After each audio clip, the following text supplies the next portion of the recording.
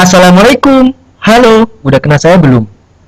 Kalau belum, yuk tonton, like, dan komen video ini. Dan jangan lupa subscribe ya, serta nyalakan notifikasinya agar kamu dapat mengembangkan channel ini. Selamat menyaksikan. Bismillahirrahmanirrahim. Assalamualaikum warahmatullahi wabarakatuh. Selamat pagi, siang, dan sore. Tentunya malam teman-teman semuanya. Kali ini kita akan bahas mengenai kerangka dasar penyusunan dan penyajian laporan keuangan syariah. Saya ingatkan lagi bahwa video ini untuk memenuhi tugas mata kuliah akuntansi syariah yang diampu oleh Bapak Wilmi Eka Putra SEMSI. Bagaimana penjabaran tentang kerangka dasar penyusunan dan penyajian laporan keuangan syariah? Silakan teman-teman simak video ini hingga selesai. Baik, dalam pembahasan ini kita akan bahas mengenai kerangka dasar penyusunan dan penyajian laporan keuangan syariah.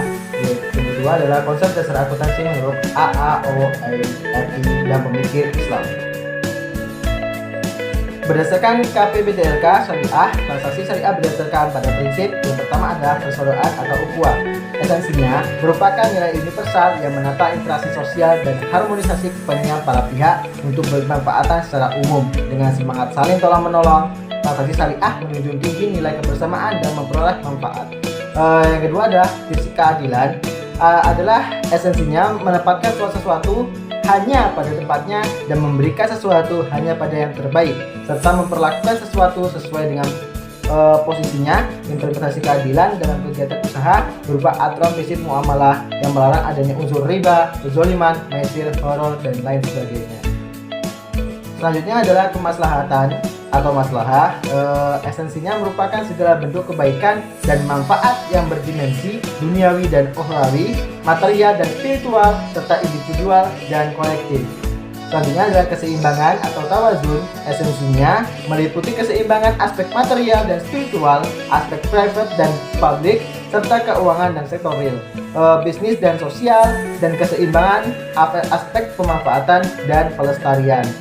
Yang terakhir adalah universalisme atau sebenarnya dengan syumuriyah. Esensinya dapat dilakukan oleh, dengan, dan untuk pihak yang berkepentingan tanpa membedakan suku, agama, ras, dan golongan.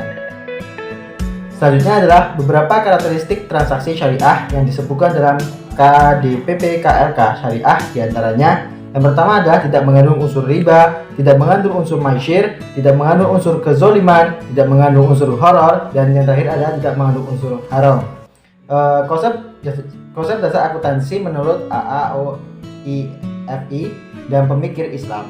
Akuntansi syariah memberikan penekanan pada dua hal, yaitu akuntabilisme dan pelaporan. Akuntabilitas tercermin melalui tauhid bahwa segala sesuatu di dunia ini harus berjalan sesuai dengan aturan Allah Subhanahu wa taala dan melalui fungsi manusia sebagai khalifah di bumi. Pada saat yang sama, akuntansi merupakan bentuk pertanggungjawaban manusia kepada Allah, di mana seluruh aturan dalam melakukan kegiatan bisnis dan personal harus sesuai dengan aturan Allah Subhanahu wa taala. Selanjutnya adalah paradigma asas dan karakteristik transaksi syariah. Transaksi syariah berlandaskan pada paradigma dasar bahwa alam semesta diciptakan Tuhan sebagai amanah, kepercayaan ilahi, dan sarana kebahagiaan hidup bagi seluruh umat manusia untuk mempercapai kesejahteraan hakiki secara material dan spiritual. Transaksi syariah menetapkan asas yang luhur manusiawi dari bersifat melindungi pada umat manusia secara keseluruhan. Dalam hal bermuamalah, asas transaksi yang ditetapkan dalam prinsip persaudaraan, ukhuwah, keadilan, keseimbangan, universal, dan syumuliyah. Selanjutnya kita akan bahas mengenai bentuk laporan keuangan. Yang pertama ada laporan perubahan posisi keuangan, adanya laporan laba rugi, laporan perubahan ekuitas atau laporan perubahan saldo laba, laporan arus kas, laporan perubahan investasi yang dibatasi dan ekuivalennya. Terus adanya laporan sumber dan penggunaan dana zakat serta dana sumbangan, dan yang terakhir adalah laporan sumber dan penggunaan dana kos hasan. Selanjutnya kita akan membahas mengenai syarat kualitatif laporan keuangan menurut AAOIFI, yaitu yang pertama adalah relevan. Laporan keuangan relevan harus memiliki nilai prediksi dan nilai umpan balik serta harus disajikan tepat waktu, baik secara untuk laporan intern maupun untuk laporan tahunan. Yang kedua adalah dapat diandalkan. Hal ini berkaitan berarti dapat diandalkan sesuai dengan kondisi yang melekat pada transaksi, termasuk penggunaan cara atau metode untuk perhitungan dari suatu transaksi. Yang ketiga adalah dapat dibandingkan informasi keuangan. Dapat dibandingkan antara lembaga keuangan syariah dan di antara dua periode akuntansi yang berbeda bagi lembaga keuangan yang sama. Yang keempat adalah konsisten. Metode yang digunakan untuk penghitungan dan untuk pengangkutan akuntansi yang sama untuk dua periode penyajian laporan keuangan. Dan yang terakhir adalah dapat dimengerti. Seluruh informasi yang disajikan dapat dimengerti dengan mudah dengan rata-rata penggunaan laporan keuangan. Selanjutnya kita akan bahas mengenai konsep dasar akuntansi menurut pemikir Islam. Yang pertama adalah entitas unit akuntansi. Konsep ini diartikan bahwa setiap perusahaan adalah suatu unit akuntansi yang terpisah dan harus dibedakan dengan pemiliknya atau dengan perusahaan lain. Terdapat beberapa teori yang dimiliki di antaranya proprietary teori, di mana kepemilikan terhadap perusahaan tercermin pada akun ekuitas sehingga persamaannya aset, kewajiban, dan ekuitas.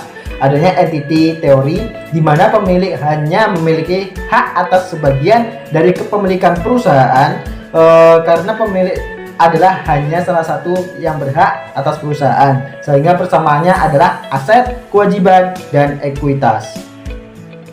Yang kedua, kita akan bahas mengenai kegiatan usaha yang berkelanjutan. Konsep berkelanjutan dijelaskan mengasumsikan bahwa perusahaan akan terus berlanjut di masa yang akan datang.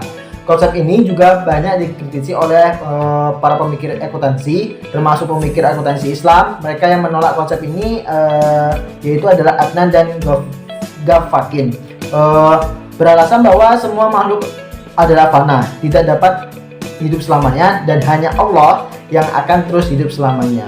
Yang ketiga adalah periodisasi. Menurut konsep ini, adanya perubahan atas kekayaan perusahaan pada laporan keuangan harus dijelaskan secara periodik. Konsep ini berhubungan dengan konsep kegiatan usaha yang berkelanjutan. Konsep ini diterima oleh AAOIFI dan para pemikir akuntansi Islam. Yang keempat adalah satuan mata uang.